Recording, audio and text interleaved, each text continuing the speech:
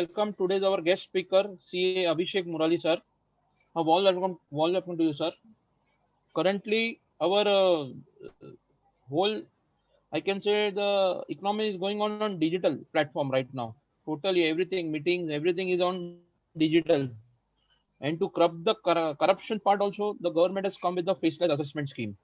Now, how far it is successful, how far it succeed. So we are today with our guest speaker, C. Abhishek sir, will explain in us detail.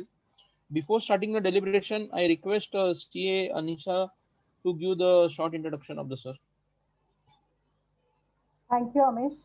Am I audible? And good evening, everyone. Dr. C.A. Abhishek Murli is a practicing chartered accountant at Chennai and who is a partner of Mrs. Victor Grace and Company Chartered Accountants. And he leads the Direct Taxation Appeals and Litigation Vertical. He is elected Secretary of Southern India Regional Council of Institute of Chartered Accountants of India for the year 2020-2021. He has the honor of being the youngest elected Secretary of the SIC of ICAI. He is an expert in direct taxation, international taxation, litigation, appeals, valuations, due diligence, and mergers and acquisitions. Dr. C. Abhishek Murli has organized and spoken at more than 1,500 seminars, workshops, and conferences. Dr. C.A. Abhishek Murli was a member of Committee for Implementing and Survey of the Faceless Assessment and Faceless Appeal Proceedings constituted by the Ministry of Finance, Government of India. He is also a visiting professor at Madras University for MBA students. He regularly appears on TV channels and contributes articles of professional interest in various newspapers and journals. He has authored many books, to name few: Overview of the Companies Act 2013, Income Tax Ready Reference, sir, and Taxation of Capital Gains. To be further proud about him, he hails from a family of freedom fighters. I can go on and on, but will prefer everyone to hear you now. It was my great pleasure to introduce you, Abhishek ji. God bless you. With this brief introduction, in fact, it is very brief, I believe, Abhishek ji. Now I request you to begin the session on faceless assessment and practical issues. Thank you. Over to you, Abhishek. Thank you so much, Anisa ma'am, for a very, very kind introduction. A very warm good evening to all the participants who have joined in today for this very important program. I firstly want to thank the organizers of this meeting for giving me an opportunity to come here and address the members of the Andheri branch, especially Amish ji, who I know is doing an incredible job. In fact, he is going pan India, if I may say, getting the best speakers from across India. So thank you for inviting me and being part of this prestigious panel of speakers, Amish ji. I also want to thank Aditya Maheshwari, CA Deepak Madlecha, CA Utkarsh Sharma, and CA Nikhil Porwal for giving me this opportunity to be here. And of course, last but not least, I want to thank all the members who have taken time out of your busy day and schedule to attend this meeting. As you're all aware, 31st January is the last date to get your CPA hours. So I hope this meeting not only contributes to that, but also helps enrich your knowledge in the process. I'm also a person who was born in Bombay. Most of my family is from Bombay. My mother was born and brought up there. In fact, we still have our family house in Churchgate and in Mysore Colony near Chembur. So I visit there every year frequently. So my grandfather was a lawyer. He's no more now, but he was practicing till last year. So Bombay is very close to the heart. And even though I'm not there physically now, Andheri is also close to my heart because I used to get down at the station there and take 1 hour drive all the way to Chembur before. In the future, I'll have an opportunity to meet you all physically. But that brings me into, I request the organizers, in case my internet is not working properly or it's getting disconnected, there is a lag, please do let me know. Today, for some reason in Chennai, the broadband is slower than the mobile data. So if required, I'll always switch back to the broadband. So just keep me posted because sometimes I will not be aware at this end. So ladies and gentlemen, that allows me to transition very smoothly into the topic today. As highlighted by all the speakers before me, faceless assessment is going to be something revolutionary, and everything today, when it's moving to the digital era, Let me tell you, my friends, the traditional practice that we have been seeing as chartered accountants is predominantly audit and income tax. And that entire practice of income tax is going to undergo a sea change, a transformative change. Please remember, the earlier ways that you and I were practicing our assessments, our appeals has already gone. So therefore, it is a clean slate we are sitting on, and there is a lot of new information that we have to take in. As Anisha ma'am very rightly said, I had the opportunity to work on the implementation of the faceless assessment closely with the department. I've also had an opportunity to be part of the current survey team where we are updating on the position of how well or unwell the faceless assessment is doing, what are the challenges practitioners are facing. And let me tell you, my dear friends, the government is very, very serious. They are very, very serious on making this faceless assessment, faceless appeals, and now faceless penalty also a grand success. So therefore, that is very much in their thoughts. Initially, there was a lot of hesitancy. A lot of people were saying we should roll it back. It's enough of this. We need to go physically. But those days are gone. It is here to stay. So henceforth, let us together as members come together and try to make this scheme a success and keep our practice also growing in the process, because we have to update our ways. And you will see that as I continue in my presentation. I will also be touching upon on faceless penalties, even though it is a new development which has come out in the last week. Let me tell you that is going to be very, very important for us as well. But firstly, let me start off with this picture that you see on the screen. And I'm sure it's something that you're all familiar with. On August 13th, our Honorable Prime Minister, even during the lockdown, he launched what was known as transparent taxation, honoring the honest. It was a very, very grand program. All the principal chief commissioners from across India were present there. A president of our ICAI, president of the Cost Accounting Institute, president of the CS Institute, all the leading members from FICCI, CII, industrialists were all present. And when they launched it, he said, the future of income tax lies on three pillars. As per the Honorable Prime Minister, he said one was faceless assessment, the next he said was faceless appeals, and the third he said taxpayer charter. Now I can add a fourth, even though it was not part of this announcement. The fourth one is also the faceless penalty, because I have been speaking on faceless assessment for almost 2 years now. And there was always a gray area. Whenever I used to speak, the first doubt that I used to get was, what about penalties? And I used to say, sir, I don't know the answer to penalties. I think it will be physical as it stands. But now we have got the clarity. From last week onwards, it has now been confirmed that even penalties are going to be done in a faceless manner.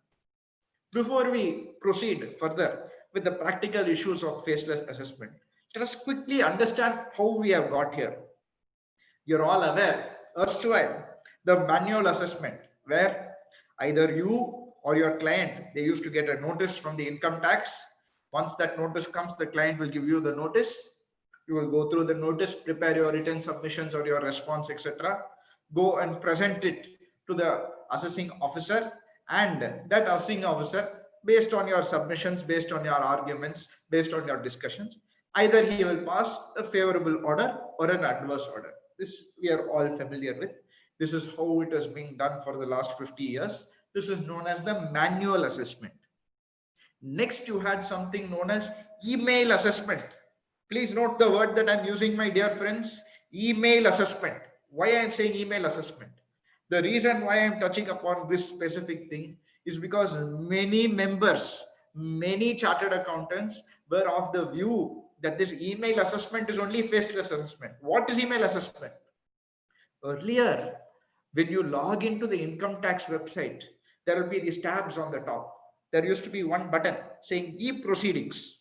If you click on that e-proceedings, you used to get a list of options. What are all the assessment years where you have any proceedings pending before the income tax? Next to that assessment year, there used to be one more button. Click here if you want it to be done physically. Click this button if you want it to be done physically. If you click yes, then it will go back to your jurisdictional assessing officer. Now, this is email assessment where your jurisdictional assessing officer and the person who you are applying to online are both one and the same. They are the very same officer who was doing your assessment for so many years together. So therefore, your assessee in Bombay will be assessed by the same income tax officer who has been assessing them physically in Bombay all of these years together. But ladies and gentlemen, let me ask you a question, or I will tell you what happened when I did it myself. Under this email assessment scheme, what I did, would you want to have your hearing physically? Naturally, yes. I think 90% of us are more comfortable with a physical hearing than an online hearing or a written hearing online or even a video hearing. We are prefer to have a physical hearing because we can explain our points better. That is the fact. It has nothing to do with anything, obtuse, but the very fact, any complex issues, I'll be able to explain it better if I'm sitting across the table to the assessing officer. I can substantiate it better than writing on a paper. So in one case, what happened? It was a difficult assessing officer. So what I said, okay, I know the assessee and assessing officer don't get along. This case has been referred to me by another auditor. So what I will do? I chose, do you want to have this hearing physically? I said, no. When I say yes, I have to go meet the officer. So I clicked no so that I don't have to meet the officer at all. Then what happened? Next day, I got a call from the assessing officer. Abhishek, you are handling this case for the assessee? I said, yes, sir, I am handling. He said, why don't you come to my office? I said, sir, I have selected virtual option. I have not selected physical option. Yes, you still come to my office. So I go to his office. I am forced to make the arguments physically, even though I selected the virtual option. Now, next point. So next case, what I did, I said, I don't want virtual. I'll do physical only. So I selected, do you want to handle the assessment physically? I put yes. I went to the assessing officer, new assessing officer. So I went and made all my representations to him. Then what he said after hearing the entire thing, he said, Abhishek, once you go to the office, you please scan and upload it. I said, sir, I've chosen physical. I have not chosen virtual. No, still you have to upload it for me because if you don't upload virtually, I will say ex parte. So this is how that email assessment function. So in all practical purposes, it was not considered to be a success for various reasons. One, it was the same assessing officer as before. Two, it was still being done physically for all practical purposes. Whether you select virtual hearing or physical hearing, it was still being done physically 90% of the time. Three, the interface between the assessee or the auditor and the income tax was still established. It never got disconnected at any stage at any point. So therefore, the government felt it necessary to bring out on 13th of August the faceless assessment scheme. Ladies and gentlemen, under the faceless assessment scheme, your assessee who's sitting in Andheri or your assessing officer who was normally assessing your case out of Bombay will now be anywhere across India. He will be in Delhi, Calcutta, Chennai, Cochin, Telangana, anywhere across India. You don't know. You don't know. So now you may say, Abhishek, after great difficulty, I found out who my assessing officer is in Chennai. So therefore, next time I will make my argument such that he will be happy. But let me tell you, it is a random process where every year who's your assessing officer will keep on changing. So therefore, it is a dynamic jurisdiction. It is not going to be static. So therefore, this once again brings a total cut between the assessee and the assessing officer. So the objective of faceless is finally achieved by the department's move from 13th of August. But before we understand the more practical parts of it, the first important thing, the first warning that I always give my dear members is communication of notices. Ladies and gentlemen, under this faceless assessment scheme, the communication is going to be received only in three ways. It is only going to be received either by email or by SMS or WhatsApp, or third, when the government develops and launches their mobile application, a mobile app, income tax app, you will get the notification through the app. So only in these three ways will communication be received. Abhishek, we understood. But why are you saying this is the important point? I will tell you why I am saying it is the important point. How many of you have given your own address or your own phone number or your own email ID for your client? I think hands up, many chartered accountants, we used to give our own communication. In fact, even in my office, till a few years back, we used to give only our office communication. The reason is very easy. The reason is very clear. Clients are not aware of the Income Tax Act. What will they say? They'll say we did not receive anything, or they'll assume, regularly I get emails from the income tax. Then suddenly when they come to you, they'll say they are asking for demand from me. You will say, what happened to all the notices? He would have got assessment scrutiny notice, he would have got assessment order, he would have got penalty notice, he would have got show cause notice, he would have got penalty order and all. Finally, he is coming to you saying, I'm getting demand. So therefore, many assessees, they are not aware what is the communication from income tax. So as an auditor, we used to give our communication saying we'll have control over it. So whatever comes to me, at least I will know what it is. I will notify you if it's important. Then what happened? The income tax brought a limit. And I'm sure many of you are aware. If you are not aware, any single mobile number, any single email ID cannot register more than 10 PAN numbers. It cannot register more than 10 PAN numbers. So therefore, naturally, your next question will be, Abhishek, I have registered more than 10 PAN numbers, but I was getting all the communications clearly. Ladies and gentlemen, this is the critical point to note. Earlier, under physical assessment, whether I have registered my PAN number or the assessee's PAN number, whether I have registered 10 persons or more to a single phone number, I used to still get a physical notice. So even if I don't respond, within 2 weeks, I'll get a second notice saying final opportunity, or you did not respond to the earlier hearing. Physically, we used to get a notice. So therefore, there was no problem. Once you get the physical notice, you will immediately go. But the virtual notice, which used to come by email or SMS, was not received by you because you have more than 10 numbers already registered, more than 10 PAN numbers already registered to a single email ID or mobile number. So the first thing that you need to do, and we did at our office, is we changed every communication for every single client to their own email ID, their own mobile number, so that whenever any communication comes to income tax, it will at least be received by them. The next step, we told all our clients, sir, the moment you get any communication from the income tax, you please forward it to us. Any communication. They'll say, sir, I'm sitting in front of you only. I got my acknowledgement once you filed the return. I said, I don't care. Whether you're next to me, whether you're sitting on my lap also, I don't care. Whatever mail you're getting, immediately you forward it to my office. We will decide and we will take a call. So we put a blanket rule. All the communication has to be forwarded to us and we will decide whether it's an important communication or not. The next important step is, the next very, very important step is ensure that your clients share it with you and make them aware of this development. Because if they are not aware, it is possible that ex parte orders will be passed under the faceless scheme. Physical notices are gone. Please remember to update the communication details. It is very, very important and it is the very basis of this entire faceless assessment scheme.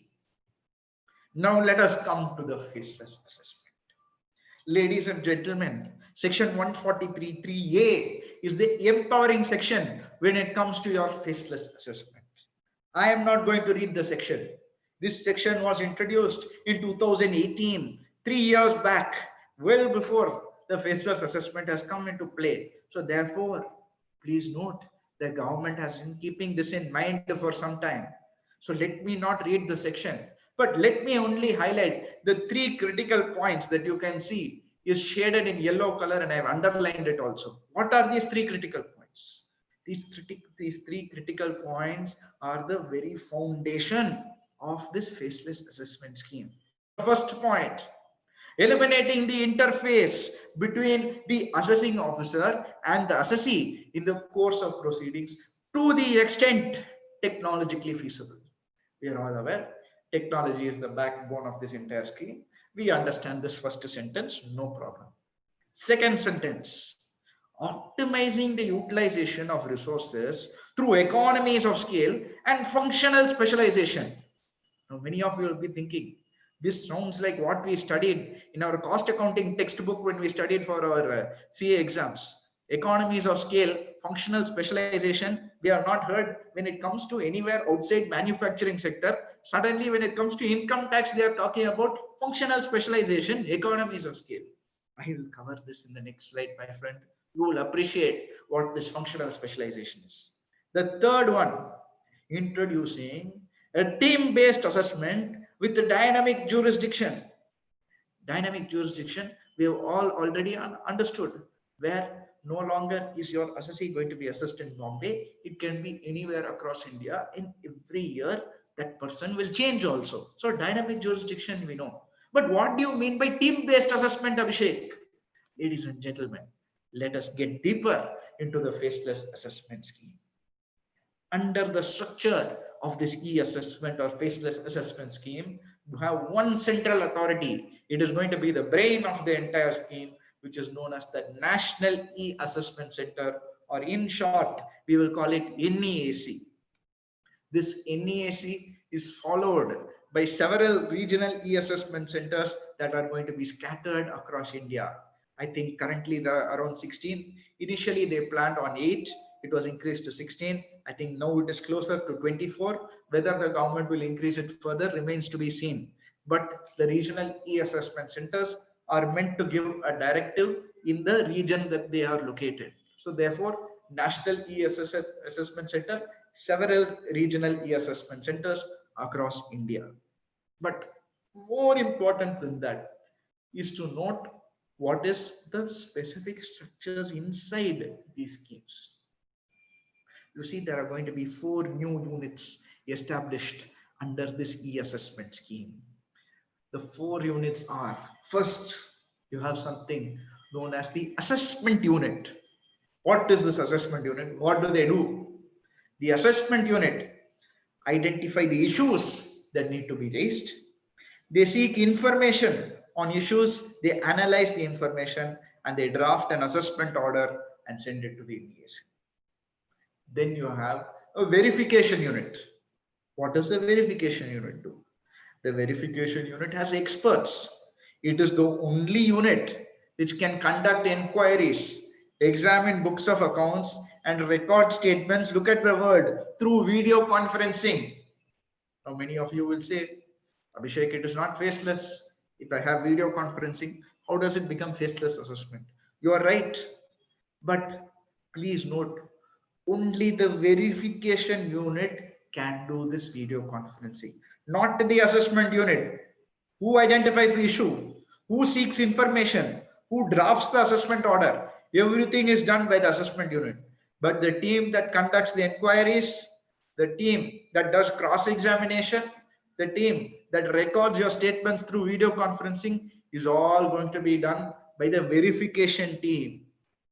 Then you have something known as the technical unit. Ladies and gentlemen, this technical unit is going to be the deal breaker for the income tax department, and you are going to see a very strong income tax department because of this technical unit and review unit.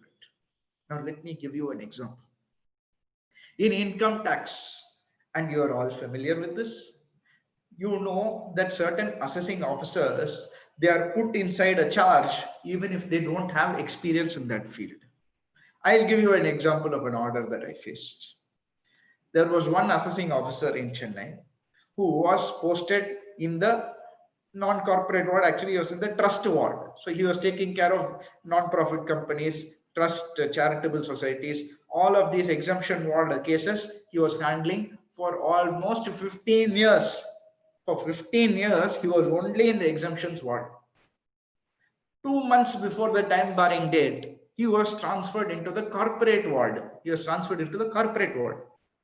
My corporate assessee, unfortunately, got stuck with this learned assessing officer. So what happened? This learned assessing officer, once I got to know him, he gave me this background of how 16 years he was there in exemptions ward. Now he is put into corporate ward. Within 2 months, he has to handle 65 cases. He has to pass the assessment order. All 65 cases are corporate assessees. All 65 cases are complex corporate assessees. All 65 cases, he has to raise the notice. He has to do de novo assessment, and he has to understand their submissions, analyze it, and pass a effective order. Ladies and gentlemen, if within less than 60 days, you and I have to understand the Income Tax Act when it comes to corporates, because he's only familiar with non-corporates and the exemption circle. Now suddenly he has to get up to speed with all the corporate tax provisions. Then he has to understand the specific issues pertaining to each of those 65 SSEs. He has to raise the valid points pertaining to that. He has to read through all of their submissions. He has to give a counter, and only then he can pass an effective assessment order. That word is very, very critical, that he has to pass an effective order. Whether they will be able to pass an effective order, yes or no? The answer, my friends, is surprisingly, the department has done a commendable job. They have still managed, despite all of these drawbacks that I've told you, they have still somehow managed to do a reasonably good job. But there are going to be cases where either the order is going to be very bad in favor of the department, or it is going to be very bad in the favor of the assessee.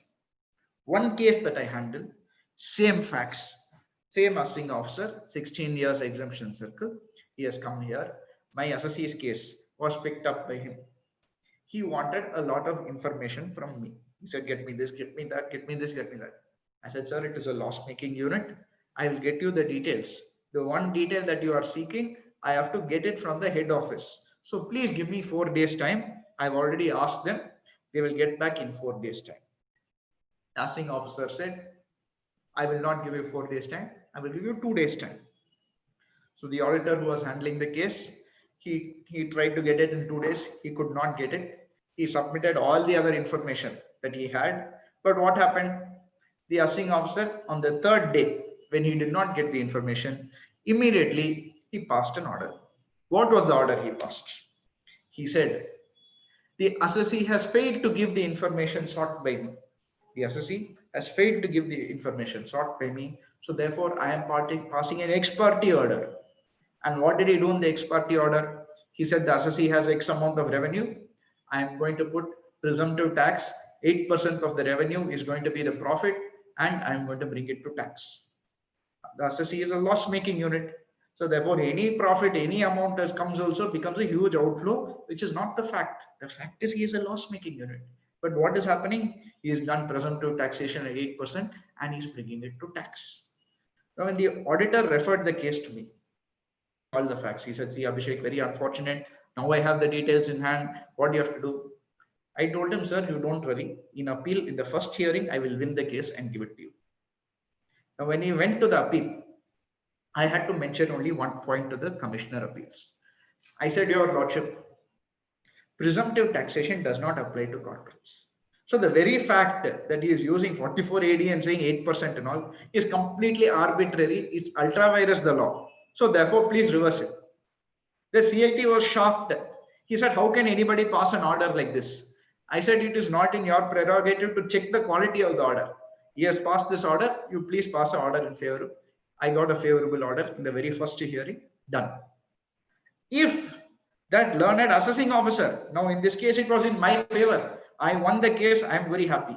But if that learned assessing officer had the patience, or he knew the law, if he knew presumptive taxation does not apply to corporates, then he could have simply passed an order making at least 3 or 4 valid additions. By reducing the loss, he could have raised penalty also on that. But because of his eagerness, because of his not having knowledge about the law, he ended up passing an order that ended up benefiting me.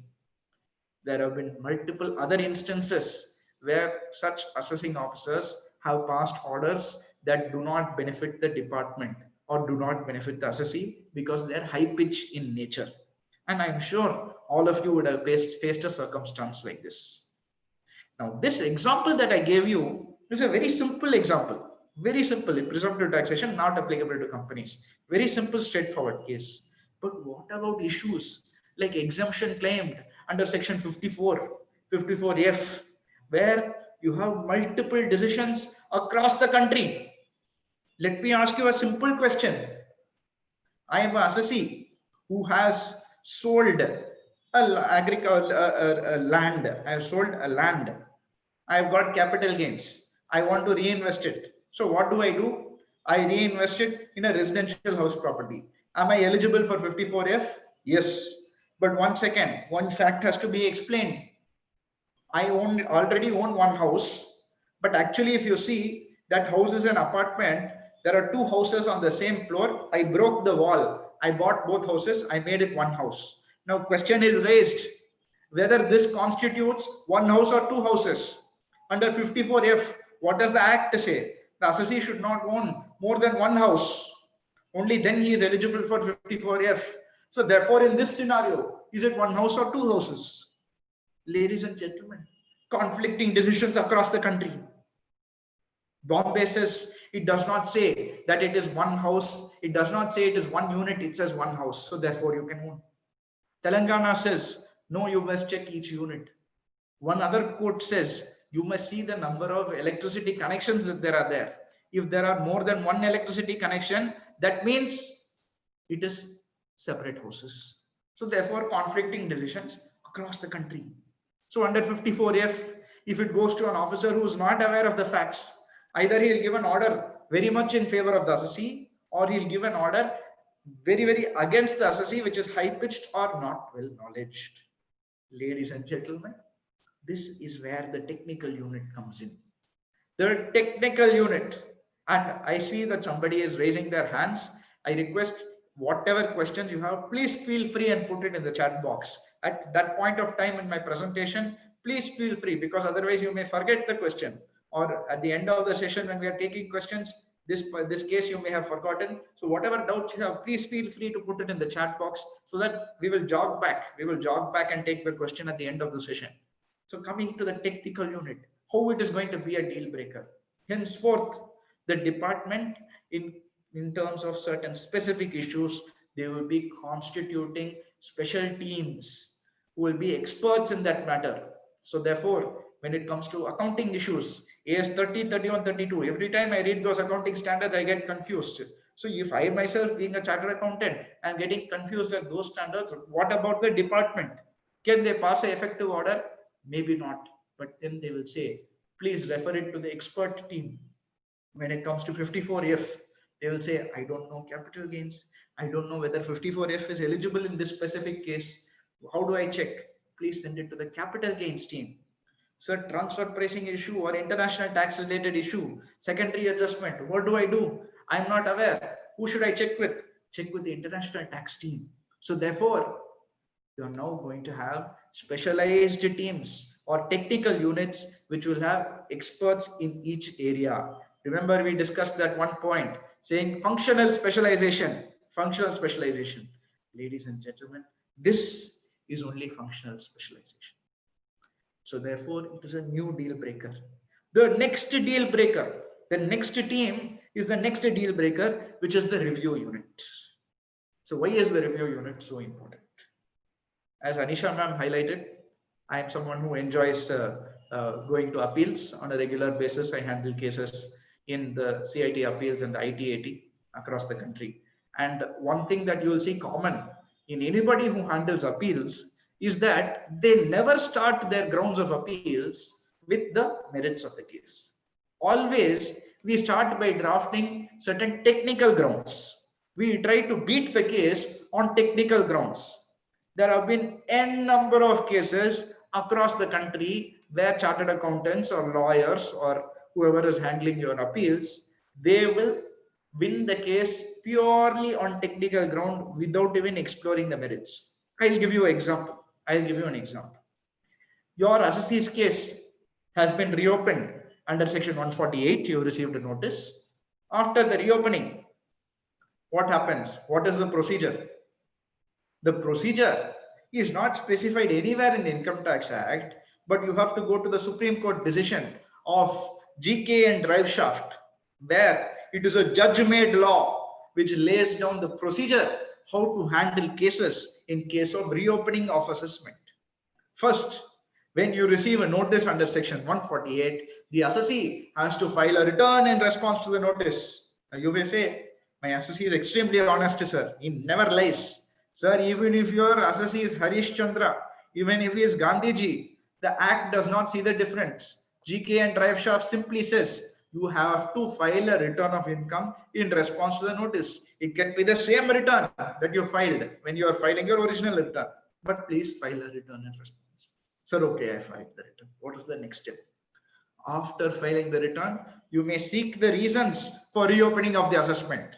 So now I've got the reasons for reopening. Then what I can do? I can raise objections to the reasons of reopening. I can raise objections to the reasons of reopening. So let's assume there is a case, and this actually happened in a case that I handled, where the assessee's auditor has raised his objections against the reopening. The assessing officer, he did not accept the objections. He went on to pass the assessment order. So naturally, we went on appeal. Now the case, in this specific case that I am talking about, all the additions made by the learned assessing officer were very, very valid additions. He made very valid additions, no questions asked. But when you went to the ITAT, we mentioned one point. Your lordship, GK and Drive Shaft does not follow. He asked how? Have you filed your return in response to the notice? Yes, sir, we have filed. Have you asked for reasons for reopening? Yes, sir, I have asked. Has he provided you? Yes, sir, he has provided. Have you raised objections? Yes, sir, I have raised objections. Then what is the problem? Under GK and Drive Shaft, where the assessee raises his objections against the reasons for reopening, the assessing officer is duty bound to dispose of each and every objection raised by the assessee. So therefore, when you raise the objections, the assessing officer has to respond. He has to respond to your objections, saying why he does not accept it. He has to dispose of those objections. Only then he can even start the reopening process. Ladies and gentlemen, look at that wording. He can only start the reassessment of the income only after disposing of each and every one of your objections. That is what the Supreme Court has said in GK and Drive Shaft. In this assessee's case, that learned assessing officer failed to dispose of my objections. Lucky for me, the judges who were sitting in the tribunal were in a good mood that day. They were anti-department. They did not like the counsel who was there. So they said, case dismissed. It is given in the favor of the assessee. You cannot reinitiate again. We are not sending it back. You have won the case. So like this, many people have won cases on purely technical criteria, not even seeing the merits, because it has been either poorly worded, it is a non-speaking order, the date has not brought out, whatever submissions you have made has not been brought out. One case that I handled, 14 additions were made, ladies and gentlemen. 14 additions were made in the assessment order. Guess how long that assessment order was? That assessment order was a single page order. For 14 additions that have been made, single page assessment order they have passed. Whether it is a good order, it is very obvious from the fact itself that it cannot be a good order, because when you make an addition, you have to bring out the analysis of why you are making the addition. So it is impossible when you make 14 additions, you can do it in a single page. So therefore, multiple cases like this have been won by the assessees because of poorly worded orders by the department. This is where the review unit is going to step in. Now you are going to have experts. You're going to have drafting experts who are experts at drafting assessment orders. You may have faced it. Certain assessing officers you may have come across would have drafted the orders very beautifully. Even cases like penny stocks, client code modification, there are some orders that I have seen from Bombay where it is drafted very, very well, that it made it very difficult for you to get even a set aside in the income tax appellate tribunal. So therefore, there are other officers who don't draft well. Now they are going to constitute a team of experts who are experts only in drafting assessment orders. So every assessment order passed under the faceless scheme will go to this review team. They will check how the drafting is. They will tell, have you disposed of the objections? If you have not, you cannot pass the order. Please go back, dispose of each objection, and then once again, do the reassessment. So the review unit is going to step in there and play a very, very key role. So now these are the 4 teams which are going to be formed under the faceless assessment. Ladies and gentlemen, you heard the word that I said, team. Remember, I said on the basis of the e-assessment under the section 143.3a, the third one was team-based assessment.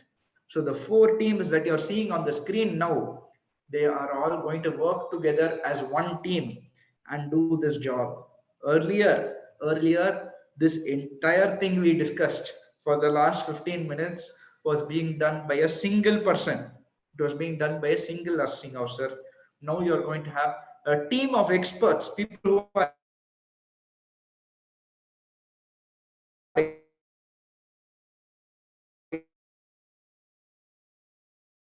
experts at assessment, people who are experts to pass the final assessment order in your assessee's case. Now that you know what are each team, now that you know what is the role of each team, let us know, understand what is the procedure. Let us take a practical example. Now we have all talked theory. Let us take a practical example. So if you see on the screen, with great difficulty, we have compiled the entire faceless assessment in one chart. So if you look at it now, it looks as if so many boxes are there, so many lines are there. It is very confusing, Abhishek. But once I finish my explanation, you would appreciate this chart. Just give me 1 second. I want to enable my arrow. I hope my cursor is visible on the screen. Now, let me just very quickly give a practical example.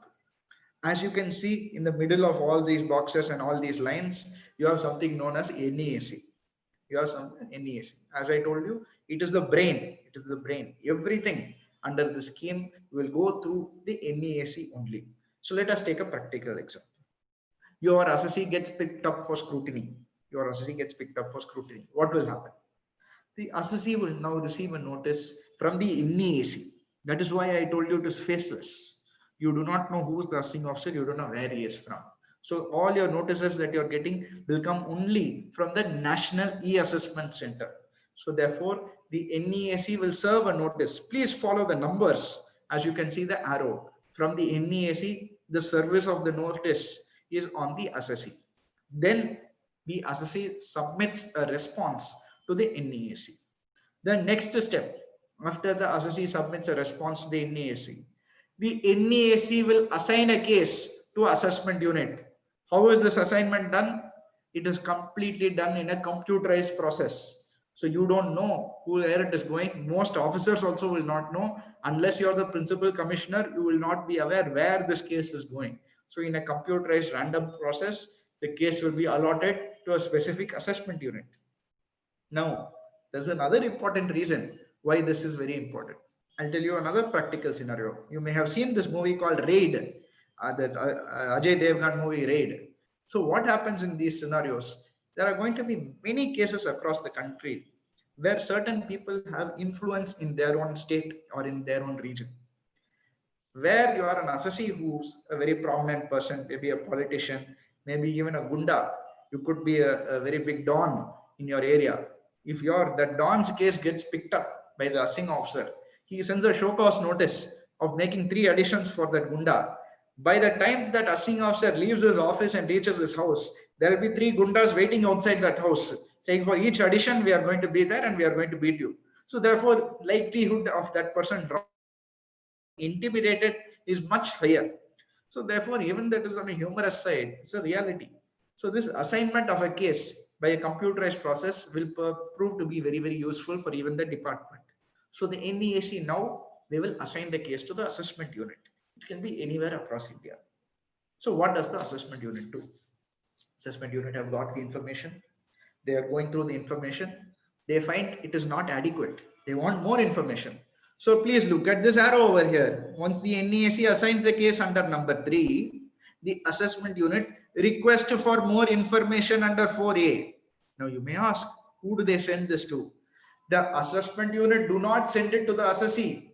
They will send this request to the NEAC. Only the NEAC will follow up with the assessee. So whatever details I need, if I'm the assessment unit, I have to send it to the NEAC. I need all of this information. The NEAC will only forward it to the assessee. Then what will happen? Assessee will submit the information once again to NEAC. NEAC will once again forward it to assessment unit. So assessment unit, they wanted more information, they have got it, they are going through it. Then suddenly he realizes it is an agricultural income that the assessee is earning in his place. So he needs a verification to be done. He wants to check whether really it is agricultural land or not. So what does he do? Maybe he is based in Delhi, so he is not aware of the agricultural nature of the property in Bombay. So he asks for a request for a verification. Please see arrow 4B. He asks for a request to verification. Who will he send it to? Will he send it to a unit in Bombay? He will not. He will not send it. He will send it to the NEAC. NEAC will choose which verification unit they have to send it to. They will say, even though property is in Bombay, we are going to ask Pune team to come and do a verification. We will ask some other team in Maharashtra to come and do the verification of the property. So therefore, request for verification will be forwarded to NEAC by the assessment unit. NEAC will allocate a verification unit. So the verification unit, they will do all the verification process. They will submit their report to the NEAC. NEAC will once again forward it to the assessment unit. Now, assessment unit wanted information, they've got it. They wanted verification, they got done. Now he realizes it is a 54F issue. He is not aware of capital gains. 16 years he has been in exemption circle. What will he do? Now, the assessment unit, please see arrow 4C, they are requesting for technical assistance. They are requesting for technical assistance. They will send it to the NEAC. Sir, it is a capital gains matter. These are the facts. I am not aware. Please give me technical assistance. The NEAC will forward it. They will request for technical assistance to the appropriate technical unit. So they will say, technical unit for capital gains, please submit your feedback on this matter. They will respond under 54F for the assessee wherever he is located geographically. This decision is against him. So please give it in favor of the department. Please make the addition. Please disallow the exemption under section 54F. This will be given in a report by the technical unit back to the NEAC. NEAC, once again, they will forward it to the assessment unit. So assessment unit, they wanted more information, they got it. They wanted verification to be done, verified. They wanted technical assistance, they've got it. Can they finally pass an assessment order, sir? Sir, they can finally pass an order, but please look at this arrow that I am following now. Arrow number 6. They pass what is known as a draft assessment order. They pass what is known as a draft assessment order. Why draft assessment order? Please remember, we discussed that there are 4 teams. We have now encountered only 3 teams. The 4th team comes now, known as the review unit. So that assessment order that they are passing will be reviewed by the review unit. So review unit will say, what is this? You have made 7 additions, but you have put only 2-page order. Please change it immediately. So review unit will give their suggestions, they'll give their feedback. NEAC will forward this to assessment unit. Then they will finally pass an order. But wait a minute. They will still pass only what is known as a draft assessment order. Once again, so many of you will be wondering, why no draft assessment order? It has gone to all the 4 teams. Why again they are passing only a draft assessment order? Ladies and gentlemen, this is something that we have been fighting for a very, very long time. Even I personally have raised this issue with the ministry multiple times because many chartered accountants have suffered from this. I'll give you a practical example of the case that I handled. The case that I handled pertained to penny stocks. This was a penny stock matter. And when I was handling the case, the assessing officer, we gave all the information to, we showed that it is all valid transaction, but unfortunately that share was notified as a penny stock. So therefore they were not inclined to making the addition. During the course of the scrutiny, we had 9 appearances before the assessing officer. In all 9 appearances, penny stock matter was discussed. And by the time of the 9th appearance, I told the assessee, I said, see, in your case, even if it is genuine, even if you did not, you are not even aware, even if you got a tip that it was a penny stock and you bought it without knowing the nature of the share, it does not matter. The likelihood of addition coming is going to be there. Assessee also said, yes, it is okay. Let the addition come, no problem, Abhishek. When the assessment order was passed, there were 2 additions made. 1, addition due to penny stock. We are okay with that. Second addition, he had said unexplained movement in the capital. The assessee has failed to explain how the capital has moved from X amount to Y amount. So therefore, the entire gap has been added as income. Ladies and gentlemen, we were shocked because in 9 hearings, through 2 show cause notices, nowhere was the capital increase matter ever discussed. Nowhere was this capital increase matter ever discussed anywhere. So therefore, when the final assessment order is passed, suddenly they are bringing capital increase. Assessee is saying, sir, I had LIC maturity receipts come that year. That is why my capital has gone up. It is not income. I can explain it. If he gave me an opportunity, I would have shown him the bank statements. I would have shown the LIC receipts. But he has passed an order behind the back of the assessee, behind the back of the auditor, without your knowledge. And many auditors across the country, they have faced these circumstances where through your entire proceedings, you have not been given an opportunity to fight against something that has suddenly been raised in the final assessment order. But that 20% demand alone, they will follow up for you. Sir, pay that 20% demand. If you don't pay, we will freeze your bank account. We will attach this, we will attach that. All these actions are still being taken, even though it is a high-pitched order, there you are not getting the opportunity. For everything, can you file a writ and go all the way to the High Court? It will not come. High Court themselves will say, you finish CIT and ITAT, then you come here. So when that is the scenario, it is highly unfair on the assessee. It's highly unfair on the assessee where you're making an addition like this. So in order to give that effect, all the representations that we have made has come into fruition. So when the assessment unit, even after verification unit, even after technical unit, even after review unit also, they pass what is known as the draft assessment order. Why it is called a draft assessment order is because after this stage, a final show cause notice will be sent to the assessee saying these are all the additions we are going to make. Do you have any objections?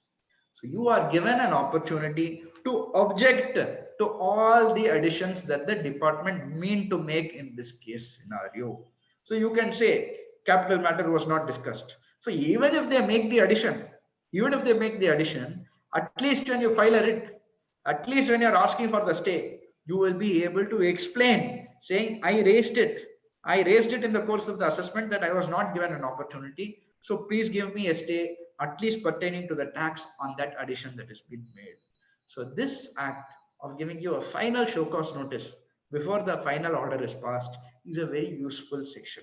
Now, after this draft assessment order, after this final show cause notice and your response to that, finally, under the faceless assessment scheme, the assessment order will be passed.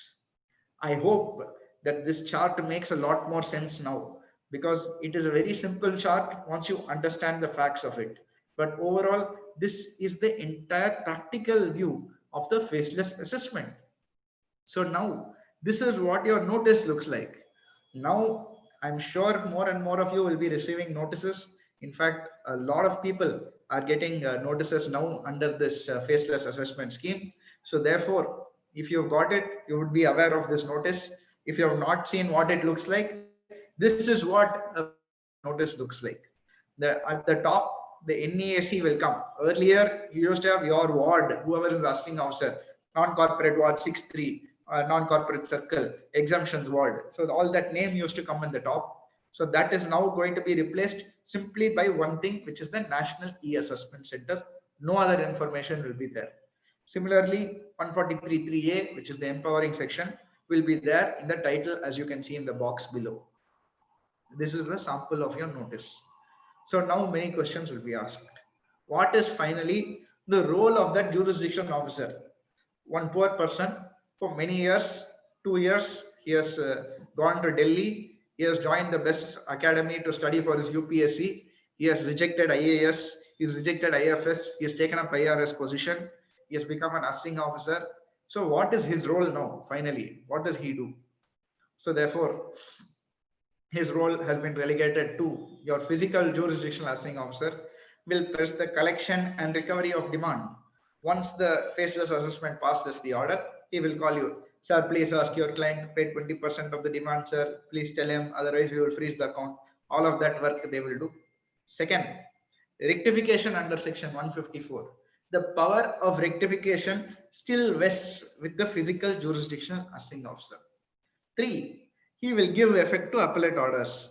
As the assessing officer, he is now forced to, if ITAT or the High Court gives a direction saying, please do this, they will give effect to that order.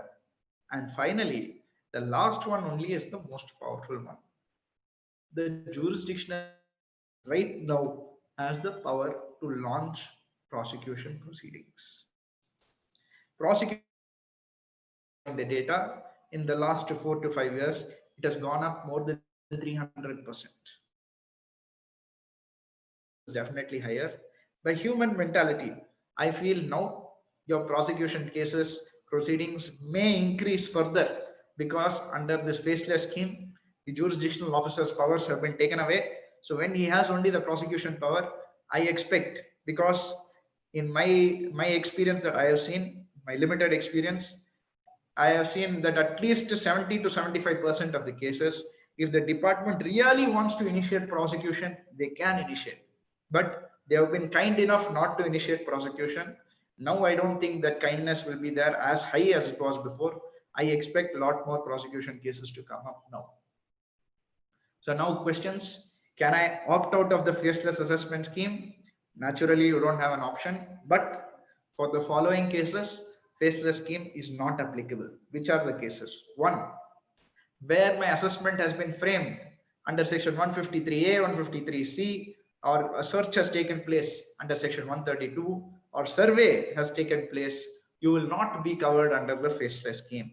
So therefore, one important point to note here is survey powers have now been removed from your jurisdictional assessing officer.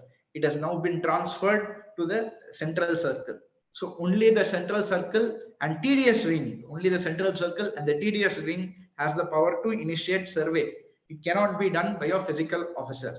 This was once again a representation made by us, because many cases which was done, even one case that I handled, the assessing officer put undue pressure on the assessee to pay a demand. In fact, in this case, a high-pitched order was passed by the assessing officer. The assessing officer and the auditor who was handling it did not get along. They had a tiff, they had an argument. So the assessing officer passed a very, very high-pitched order. I have never seen that high-pitched order in my experience. Extremely high-pitched order. And then she was seeking 20% demand. The assessee said the 20% itself runs into several crores. He does not have any money in hand. How is he going to pay? So therefore, the CIT appeals unfortunately dismissed that order ex parte. So we were going to ITAT, now 100% demand is due. She is refusing to give a stay. So we immediately filed a stay petition at the ITAT. The ITAT generally, all your stay petition, miscellaneous petitions, every Friday they post it. So this was on Tuesday, they posted the case on Friday. We told the assessing officer, Madam, we have posted the case on Friday for a hearing. We request you to please wait till Friday. If on Friday they reject the stay, then you please collect 100% demand, no problem. But let the petition be heard. Till then, we request you to wait. Normally, they should wait, but this assessing officer refused to wait.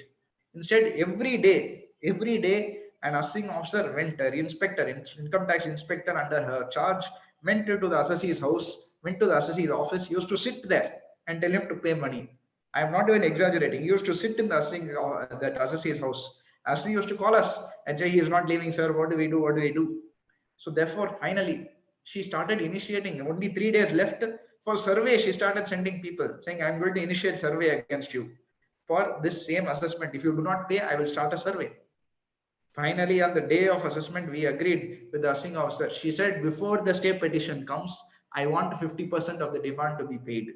She said, before the stay petition. So she gave her time. She said, by 10 a.m. on Friday, if you do not pay 50%, I will initiate survey at your office. What did the assessee do? We told him, whatever you do, you please shut your office that day, and we will win the case at the ITAT, but you please shut your office. ITAT sits only at 10:30 in Chennai. Assessee, luckily, he shut his office. He went off to his hometown in Rajasthan also.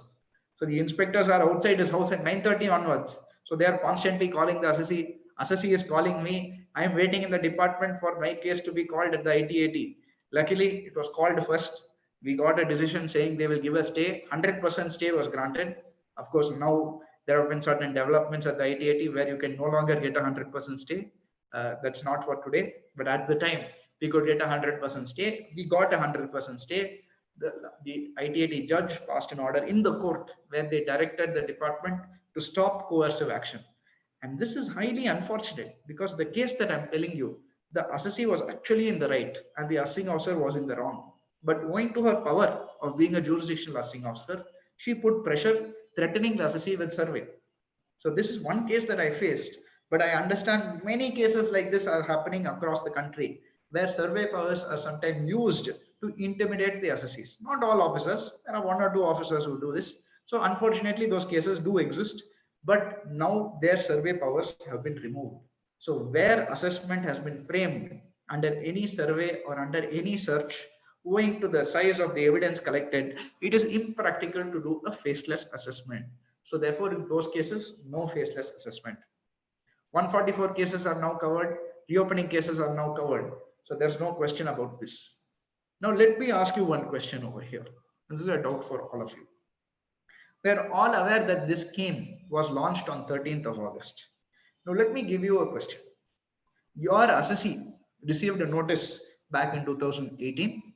For several hearings you have gone, or let's say 2019. 2018, they would have finished by now. 2019 or 2020, your assessee got several notices.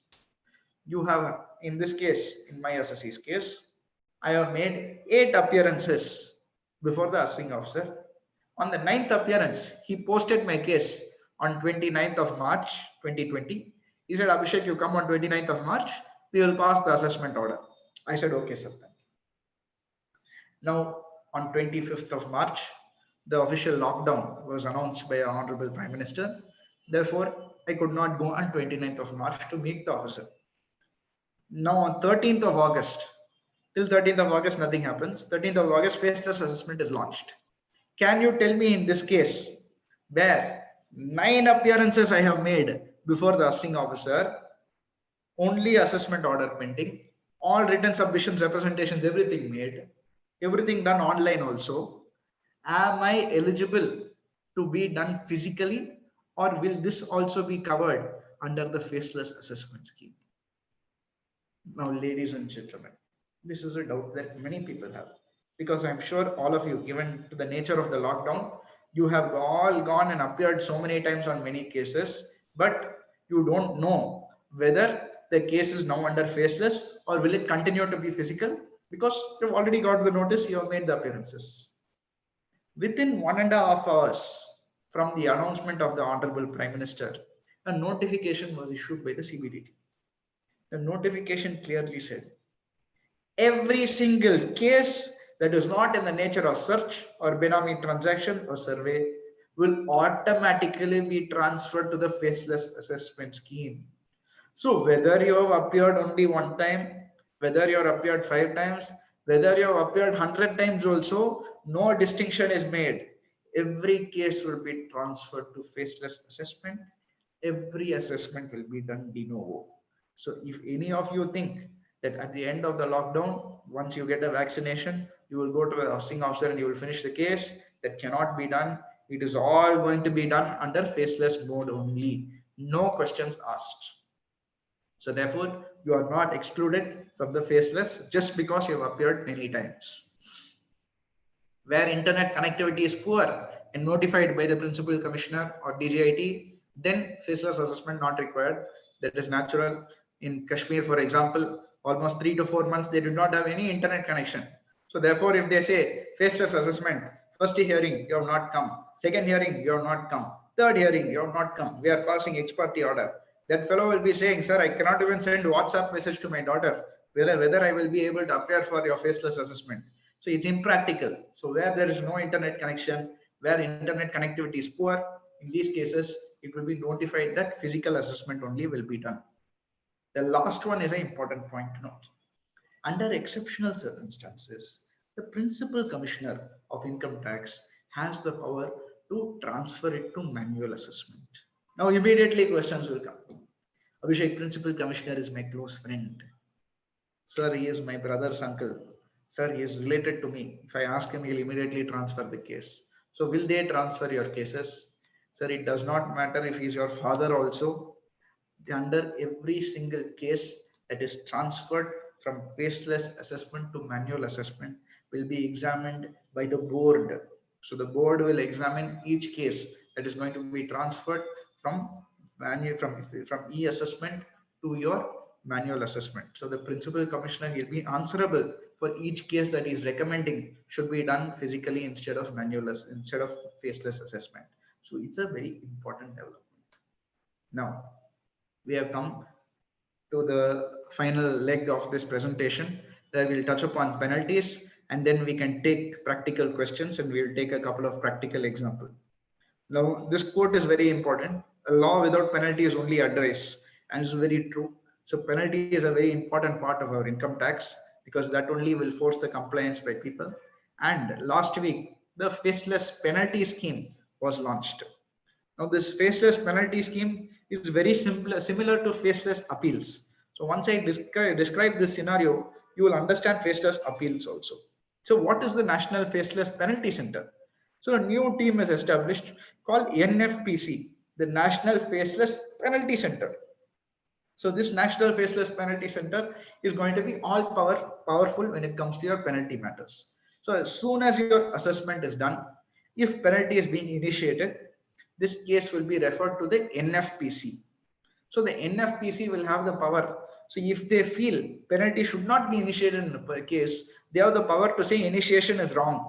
So therefore, they'll be happy with the quantum. They will not ask you for the penalty. So NFPC has the power to disagree with the initiation of penalty also. So they have something known as the penalty unit. This penalty unit will draft the penalty order after going through all the facts of the case, giving you opportunity, etc. So they will pass a draft penalty order. Then they have something known as a PRU team, penalty review unit. So the review unit will review the order and they will see whether the review is okay, whether it has been drafted correctly. And then they will be in touch with the NEAC, who is the assessing unit, what is the assessment unit, what is the order they have passed. They will be in touch with them to have a sync, because every penalty is consequential to your assessment order. So unless you are someone who is familiar with the facts, why the addition is made, what is as per the assessment order, you cannot pass an effective assessment order. So therefore, in order to do that, the faceless penalty scheme will be in touch with the faceless assessment scheme as well. So they are following what is known as the maker-checker concept. So the maker of order will be one person, the checker of the order will be some other person, to ensure it is drafted correctly without any lacuna in the same. Now, why I said it is similar to the faceless appeals. In faceless appeals also, your CIT appeals, all your cases will now be under faceless appeals. So you are going to have a faceless appeals unit. You are going to have a faceless appeals review unit who will review the order of the faceless appeals. You are going to have a third unit. In penalty, you don't have this, but under faceless appeals, you have a third unit which will verify whether the original appeal unit they have passed correctly, whether the review unit have drafted correctly, whether both are in sync. You will have a third unit. So 3 units will be there when it comes to faceless appeals. But when it comes to faceless penalties, you have these 2 units only. So this is the broad perspective of the faceless penalty scheme. And these are some critical highlights.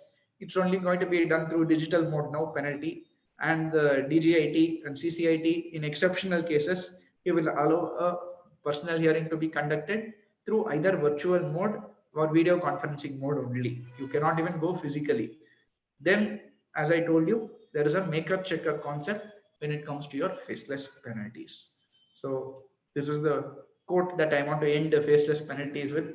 The best way to beat your penalty is by not conceding it. So please be very careful when it comes to your assessment. One thing that we have all seen as auditors is that as far as assessment is concerned, even if addition is made, somehow we used to manage penalty. We used to get the assessee escape penalty somehow or the other. We'll prove that it is not malicious. We'll prove that no malified intent is there. We'll somehow help the assessee not get a penalty. But under a faceless scheme, please note, my friends, they are going to be very serious. I expect the number of penalty cases to go up. In fact, a handful of cases that I've already handled at the NEAC where orders have been passed simultaneously. The moment we got the assessment order, within the next 24 hours, I've got a penalty notice. In every case, the handful of cases where orders have been passed, Every case I've got a penalty notice already. So therefore, you can see that the department is very serious about this penalty also, raising penalties. So it's something that we have to be very, very careful with. Finally, the wrap-up point, how should we prepare for this? Ladies and gentlemen, as chartered accountants, the first critical thing we have to do, as I told you, update the contact number and email ID to a common contact number to the client and ask them to update you of all the details. Next thing, get good scanning equipment for your office. So today, before we used to have a boy, office girl who used to go to the department, give the document, get a tapal seal, get the proof, they put that sticker at the the care center that they have at the income tax. So you used to have people who do that. No, no tapal, no concept like that. Everything is uploaded online. Teach your office boy, girl how to scan papers properly. So get good scanning equipment. Today on phones itself, you have apps that do the scanning. So get good scanning equipments. Next point is a very important point. Improve the quality of drafting and presentation. Till date, as auditors, we used to go and appear. When I was a article and once I just qualified as a chartered accountant, I used to remember asking my seniors when I went for my first appeals, etc. Sir, in hearing, how do I prepare? They used to say, sir, you have to sit with your back straight, go wearing a good tie, wear a coat, go clean shaven, keep your hair neatly, look directly in the eye of the officer and argue. So today, whether you are wearing a shirt, whether you're wearing lungi, banyan, does not matter. Whether you're looking in the eye of the officer, you cannot see, there's no officer, only computer is there. Even if you have a full beard, you have a full head of hair, it does not matter.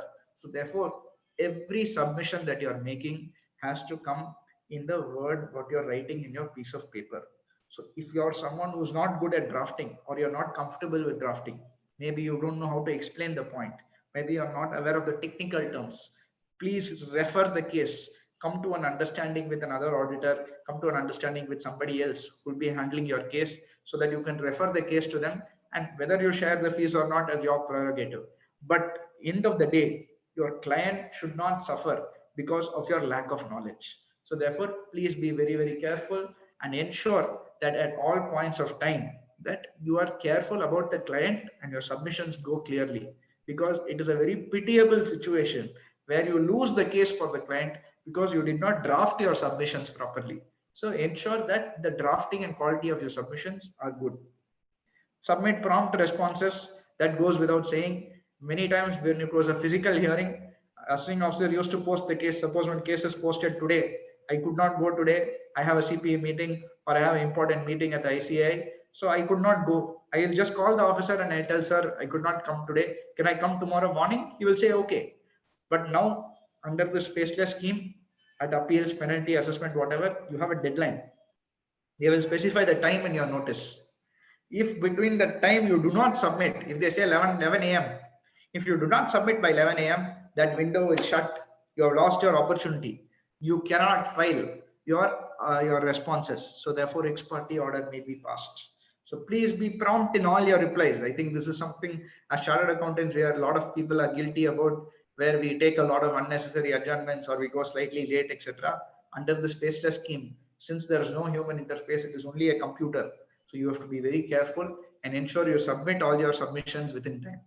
And finally, please take up appeals very, very seriously. Till now, especially under the smaller towns and generally individuals, appeals was not preferred. Many auditors, they did not go on appeal because relationship is there with the officer, he may drop the penalty, all of these are there. These are real facts. So because of this, people did not prefer appeals. Ladies and gentlemen, let me tell you, today, if you don't take an appeal, we are doing a disservice to the client. We have to fight every case, and I expect the quality of some orders may not be very good initially, at least under the faceless scheme, owing to technical difficulties. Because of that, you will have a larger number of adverse orders which will come. So when adverse order comes, we should not simply sit and say it's okay, you pay the tax. We have to encourage the client to go on appeal. We have to fight it out and win the case for our client. So take up appeals very, very seriously. Once again, if you're someone who's not comfortable with appeals, if you're not comfortable arguing in open court, refer the case to someone who is. So ensuring the client is happy. End of the day, our duty is to the client. So we must ensure that the client is happy. With this, I think we will take up questions. I will share this presentation with all because it's a very, very long presentation. If I go on to it, it will go on at least for another 2 hours. So I'm more than happy to share this PPT with all of you. It has a lot of practical examples, a lot of practical cases. I've shared my email ID and WhatsApp number. So I'll be happy to, if anybody wants it, they can feel free to reach out to me. I'll be happy to share it with you. Maybe we will take up questions now. Is that okay, Deepak ji, Amish ji?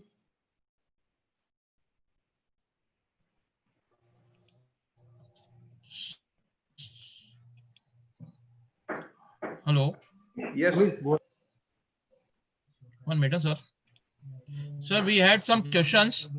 Yeah. We can take the same. Okay, great. It's in the chat box, sir. Okay, I will read it Yes. out. I found them. I will read it out, Okay. and members can Okay. feel free to add on to it or ask any other questions. If you want to unmute and ask the questions also, please do feel free to do the same. So I'll first take the question which is there in the chat box. Appeal pending at CIT till now. Will it be faceless or normal? CM Mangesh has asked. Sir, all pending cases now has automatically been transferred to the faceless mode, even when it comes to the faceless appeals.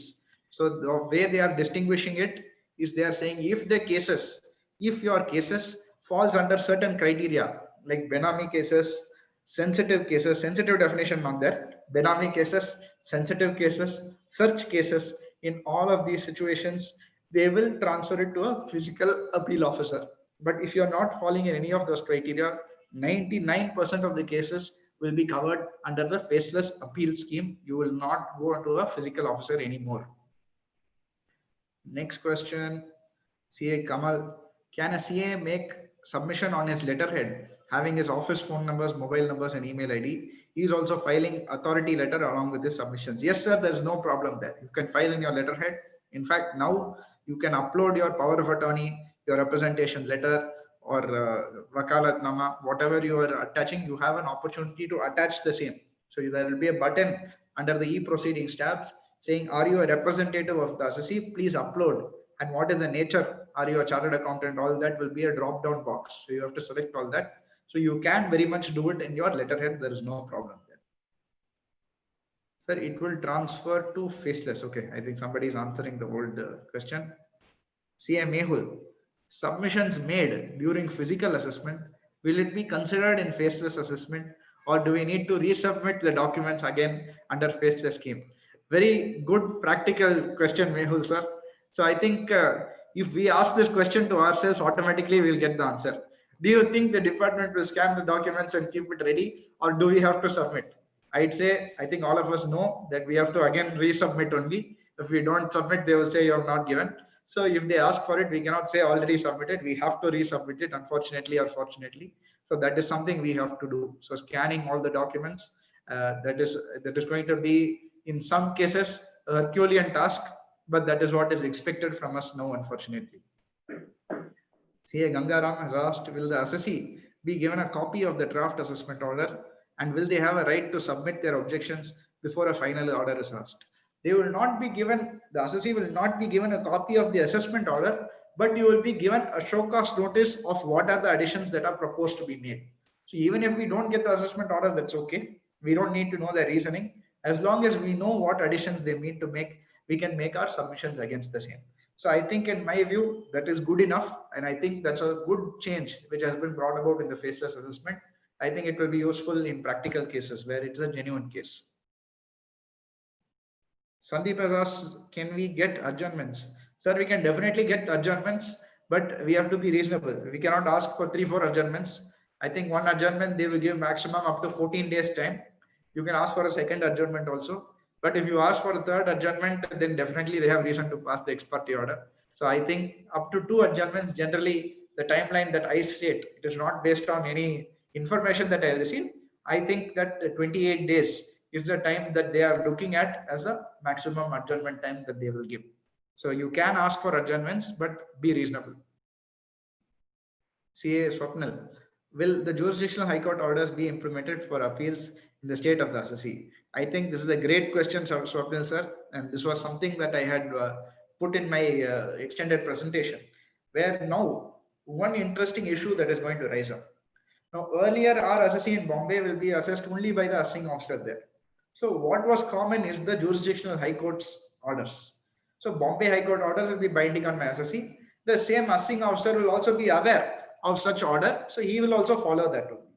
Now what you are saying, assessee is going to be in Bombay, assessment unit is going to be in Chennai, the technical unit is going to be in Delhi, review unit is going to be in Kerala. Which order will they follow? Naturally, each unit, they'll want to follow whatever is familiar to them. So whatever their assessment unit, whichever region it is located, most likely that jurisdictional high court order only they will pass. But in my view, you should look at only the assessee's state. So whichever state the assessee is based on, that jurisdictional decision should be binding. But whether practically this will happen remains to be seen. I think this is a mystery box. I think it's a mystery box. It is possible that we'll start seeing wrong jurisdictional high court decisions still come, but that is a good thing for us, because when we go on appeal, we will have a jurisdictional decision binding on us. You can easily win the case if that happens. But if that government gives a direction saying you must follow only the high court decisions, then we may find that there will be more uniformity in the orders. But so far from what I have heard, there is no particular clarity on this matter. So I expect we may see certain different jurisdictional decisions which will be followed. CA Gangaram sir, copy of draft assessment order not being provided to assessee. Can it not be legally contested? Sir, I think the draft assessment order need not be provided because the final show cause notice is given. I feel as long as you have the reasons of knowing what additions are going to happen, you can seek further reasons. You can seek the reasons for the addition. They can provide it to you. If they fail to provide it, then you can definitely file a writ or file an appeal against the same. But I don't think there's a necessity to give the draft assessment order. The draft assessment order is meant for internal communications only. So therefore, you don't need a copy of it. Assuming it was done physically, there would be no concept of draft assessment order. It is only because they're having different units, one place, they have come up with that concept. So therefore, I think it's fine if they give you a final show cause notice. There's no need for the draft assessment order. CA Nikhil sir has asked, the uploading of documents is based on very technical naming, which make it very long and tiring process. Upload in case of full scrutiny matters. There should be, I think Nikhil sir has faced the practical challenge where he has tried uploading documents, where if you put a space bar, sometimes it rejects. If you put a bracket, sometimes it rejects. And what will happen? 9 documents you would have, with great difficulty, you would have scanned and uploaded. You would have typed for 20 minutes. Then suddenly it will get rejected. You don't know what alphabet, why it is rejecting. Sometimes it will say long alphanumerics. So actually speaking, Nikhil sir, to be honest, I don't know why they have done this. Because in regular cases for your e-assessment, in sometimes you don't, that issue does not come up. Where I'm uploading a document, let's say an grievance, if there is a space bar, etc., there's no problem. But I don't know why under the spaceless scheme, if you put bracket, if you put space bars, it is rejecting. So it is not the usual special characters. Normally you put star, you put @ of, it will reject, which we are all familiar with. But why they're rejecting space bar and all, I don't know. In fact, the wordings also sometimes is rejected. In the wording, if you put other files, you have to describe what the other files are. There also, if you put certain alphabets, certain numbers, it is rejecting. So it's a very weird concept. Honestly, I don't know why on something as simple as the naming of the files and all, they are creating issues. This is something that we have submitted as part of the survey team to the Ministry of Finance. This is something that I have represented, and I think everyone who was part of that survey team faced this issue. So I think hopefully that will be corrected soon, Nikhil sir. The next question, I think same question, and Nikhil sir has just continued. It is more time consuming than regular. Client is not going to pay for this time. I think most auditors will say client already not paying for the earlier time also.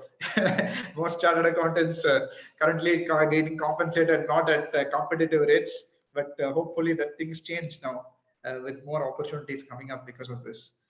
I think we have covered the questions in the chat box. If anybody wants to raise a question through audio also, you can feel free to unmute and ask.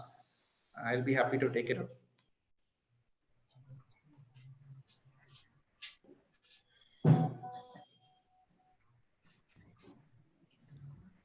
I think one more question has come in the chat. CA Meenakshi, there is a limit on the number of document size on uploading documents. If the list of documents is exhaustive, how do we upload these documents? Very good question. Once more, a practical thing. One case that I got referred by another auditor, I'll tell you what happened. The auditor called me. He said, Abhishek, I've got a new faceless appeals assessment issue. Can you handle it? I said, sure, sir, you send it across to me. I will handle it. So usually I handle his appeals. This time he said assessment also you handle. I said, okay, sir, I will take it. So when he sent me the details, then only I realized why he referred it. This assessee is a manufacturing company. They have 600 employees. It's a very, very large company, several crores of revenue. The details asked for, I'll tell you. Memorandum and articles of association. Okay. Details of sales, very broad definition. What do you mean by details of sales? Then they are saying invoice copy of sales made. Invoices copy of sales made, several thousand crores. Then pay slips of employees, monthly pay slips of employees. 600 employees, they want monthly pay slips. I said, sir, we are allowed to upload 9 files, 5 MB maximum. You are asking for 600 employees pay slips. You are asking for your invoices for your sales. You are asking for memorandum and articles of association. So we wrote a simple answer. We said for the details sought for, it will not be practical for us to upload the same. The file size is not convenient for us to upload this. So therefore, we request an opportunity be given physically for us to produce the documents. Immediately, we got a reduced list, the next response, and we were given a favorable order also. So my request to any of you who is facing these issues, sometimes there are cases where irrational details are asked for. Majority of the cases that I've faced, I have not faced this, but 2 or 3 cases that I've handled, I have seen. In fact, some complaints that I've got from auditors also is that they're asking for too much information, which does not fit in the limited scrutiny criteria also. So therefore, you may very much make a submission saying, you cannot say I will not give, because if you say that, it's a problem. Instead, you say that give us an opportunity to present it physically because it's impossible for us to upload. They themselves will realize that it is too much and they will reduce the list. So that is the solution for you in this case. Any more questions? Yes, we are done with Abhishek, sir. Okay. It was, sir, very pleasant lectures. Your, sir, PPT presentation was also good. It was a good deliberation.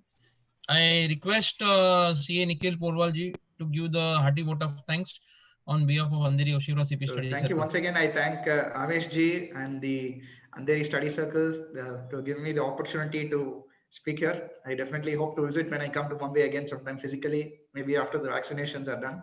So thank you all for a very patient listening and a lovely interaction. I thoroughly enjoyed the same. Thank you. So that's a vote of thanks for a vote of thanks.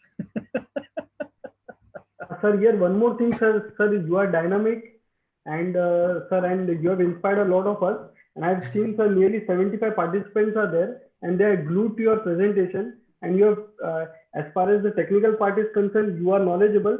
But as far as inspiration also is concerned, you have inspired a lot of us, sir, today, sir. Yes. And to invest your time and to deliberate and to Mumbai, sir, we are very thankful to you, sir. We are very thankful to you. Thank you so much. As a Porwalji, go ahead, sir. No, I think you've done more or less of the vote of thanks. Abhishek, you've been an extremely knowledgeable, it's been an extremely knowledgeable presentation. And considering that now we are getting into faceless, so it's going to be faceless, sometimes maybe even brainless assessments. But yes, we have to face it. And yeah, it will be a learning process for each one of us as we actually face the faceless appeals and faceless scrutinies which have started. So thank you very much on behalf of Andheri Yoshihara Study Circle for having spared time in this busy schedule, because 31st of Jan is the due date for Vivad Se Vishwas Tak, and we all are still busy trying to compile whatever we can in that. So thank you very much, and please carry a hearty vote of thanks on behalf of all of us. Sir, I want to ask one question to you. Sir, it's an informal question, sir. Why the government is so rigid in extending the due date, sir? Practically in Mumbai, we are facing a lot of problems, sir. And